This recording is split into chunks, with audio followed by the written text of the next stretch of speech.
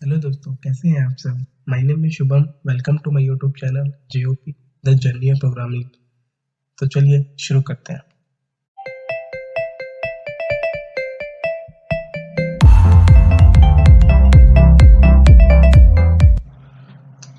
आज हम देखेंगे लेक्चर 7। इसमें हम रिवीजन एक्सरसाइज करेंगे। अब तक जितने भी टॉपिक हमने कवर किए ना, उनका थोड़ा ओवरव्यू लेंगे। जनरली होता है क्या है कि जैसे हम आगे पढ़ते रहते हैं तो पीछे का भूलते जाते हैं। तो मेरा मेन मोटिव यही है रिवीजन में कि एक तो हम प्रीवियस टॉपिक समराइज कर लें, उसके बाद हम कवर करें इम्पोर्टेंट कंसेप्ट अगर मैंने कोई मिस कर दिया है तो। ठीक है।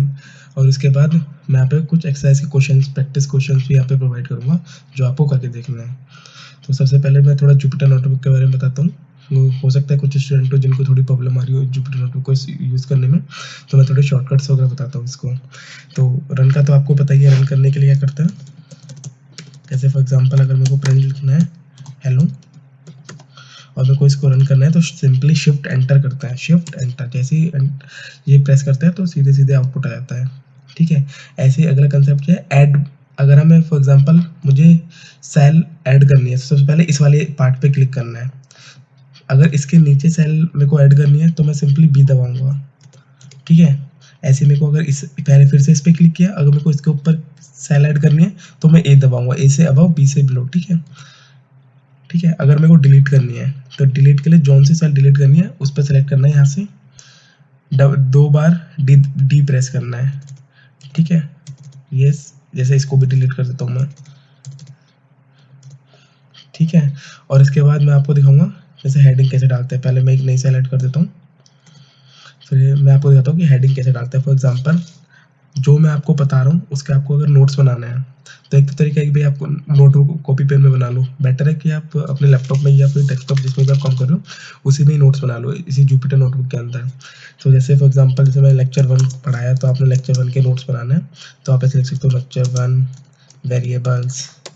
ठीक है। और फिर इसके बाद यहाँ पे एक ऑप्शन होता है, जैसे यहाँ पे कोड। अगर कोड पे क्लिक करोगे तो कोड ये एज अ कोड ट्रीट होगा।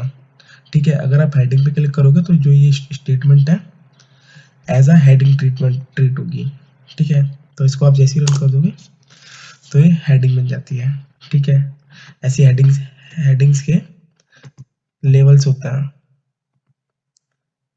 सिंगल है से सबसे बड़ी हेडिंग, फिर उससे छोटी, फिर इससे छोटी, फिर इसको जैसे आप शिफ्ट एंटर करके रन करोगे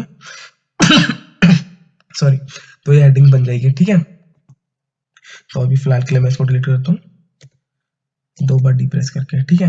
तो उसके बाद सबसे पहला कंसेप्ट हमने पढ़ा था वेरिएबल एंड डेटा टाइप्स का। अगर आपको याद हो तो वेरिएबल्स क्या होता है, वो मेमोरी लोकेशन का नाम।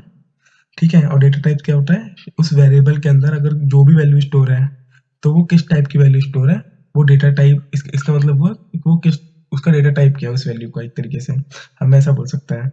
तो उस वैल्यू का टाइप पता लगाना जो वेरिएबल के अंदर स्टोर है, हम डेटा टाइप बोल सकते हैं। ठीक है। ऐसी उससे अगला कंसेप्ट हमने ऑपरेटर पढ़ा था। ऑपरेटर में तीन चीज पढ़ी थी, अरिथमेटिक ऑपरेटर, फिर हमने क्या पढ़ा था, फिर हमने पढ़ा था रिलेशनल ऑपरेटर, और फिर हमने पढ़ा था लॉजिकल ऑपरेटर। ठीक है। अरिथमेटिक ऑपरेटर किस लिए होता है, तो ये मैथमेटिकल ऑपरेशन परफॉर्म करने के लिए।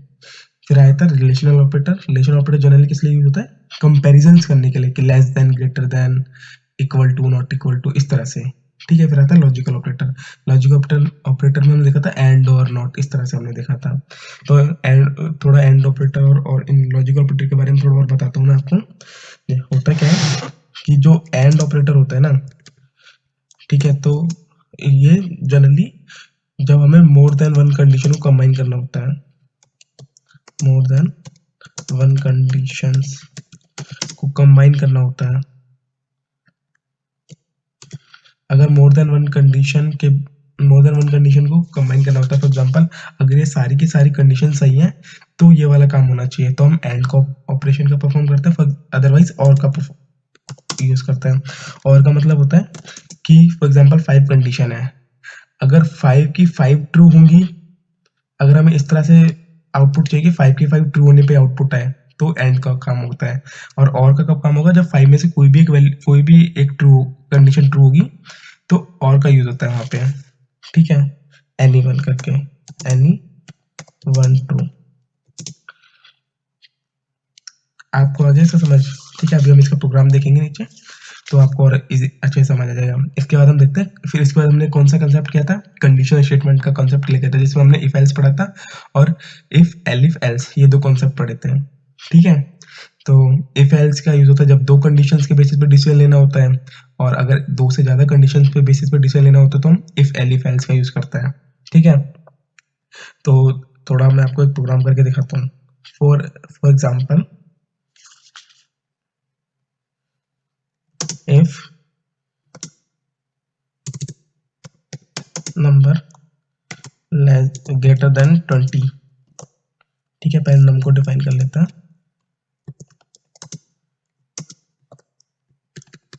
अगर नंबर 20 से बड़ा है and number less than 50, so we can say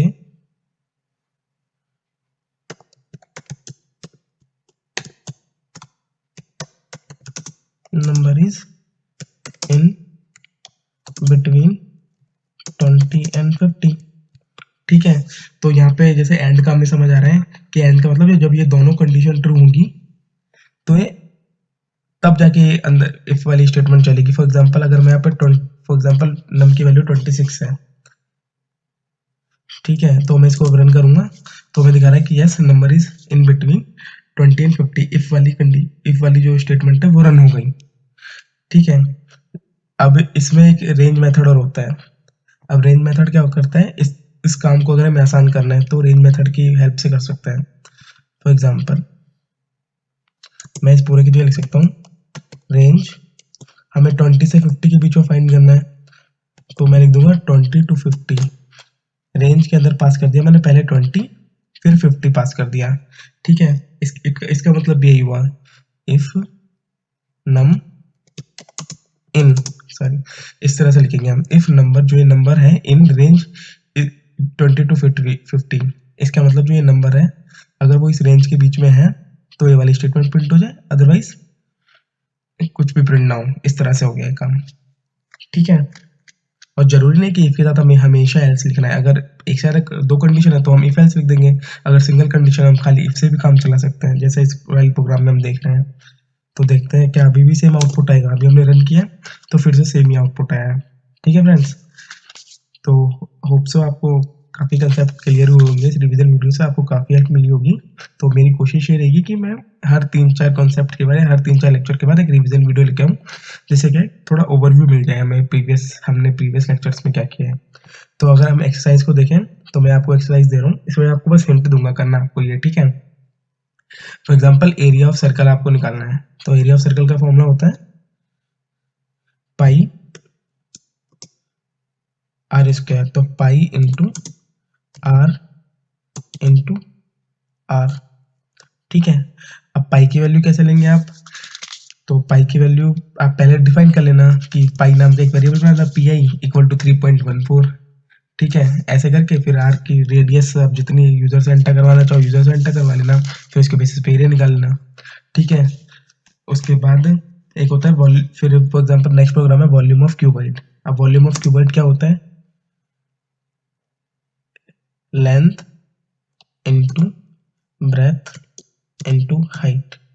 ठीक है, यूजर से एलबीएच एंटर करवा देते ना कि ये user enter length breadth and height, उसके बेसिस पे फिर हम क्या करेंगे, कैलकुलेट करके वॉल्यूम दिखा देंगे। लेकिन एक चीज याद रखना, जब हम इनपुट मेथड का यूज करते हैं वो हमेशा स्ट्रिंग फॉर्म में वैल्यू रिटर्न करता है ना, तो हमें पहले उसको इंट में कन्वर्ट करना पड़ेगा, देन ये सब कैलकुलेशन करनी पड़ेगी।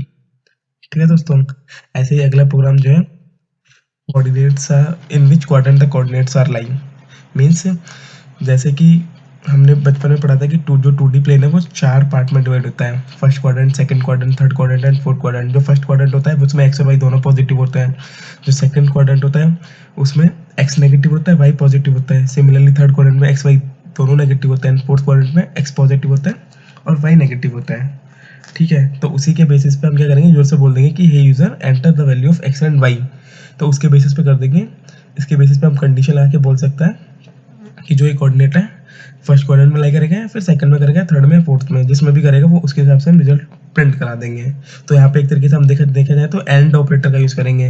If x is greater than 0 and y is greater than 0 means positive हुआ, है ना। इस तरह से आप 4 कंडीशन बनाना, उसके बेसिस पे रिजल्ट शो करा देना। उसके बाद हमें करना है कि check whether the triangle is scalene, isosceles और इक्विलैटरल। तो क्या होता है ये स्केलर ट्रायंगल होती है जिसमें कोई भी साइड इक्वल नहीं होती, इक्विलैटरल वो होती है जिसमें तीनों साइड इक्वल होती है, और आइसोसेलेस होती है कोई भी दो साइड इक्वल होती है। तो हम क्या करेंगे, यूजर से बोल देंगे कि ये user enter the first side of triangle, enter the second side of triangle, enter the third side of triangle. उसके बेसिस पे फिर हम डिसीजन ले लेंगे इफ एल्स वगैरह लगा के। ठीक है, तो इस वाले प्रोग्राम को ट्राई करना, ये वाला काफ़ी अच्छा प्रोग्राम है। फिर ये जो लास्ट वाला है ये भी काफ़ी अच्छा है, find the greater among 3 number. इसे करने से पहले आप ये करना कि find the greater among 2 numbers. ठीक है, 2 नंबर तो बड़ा सिंपल है, if A is greater than B then we can say that A is greater, है ना, एल्स बी इज ग्रेटर। लेकिन 3 के केस में क्या होगा, if A is greater than B and A is greater than C then only A is greater ना। So hope so आपको काफ़ी अच्छे से समझ आ गया होगा और रिवीजन एक्सरसाइज से आपको काफ़ी हेल्प मिली होगी। सो कमेंट सेक्शन में को जरा कमेंट करके बताएं कि रिवीजन एक्सरसाइज हेल्पफुल है कि नहीं है, ताकि मैं आगे भी 2-3 लेक्चर के बाद इसी तरह से मैं रिवीजन एक्सरसाइज लेकर आता रहूँ। तो दोस्तों, thank you for watching this video, please like and subscribe and share my channel more and more. Thank you friends, good bye.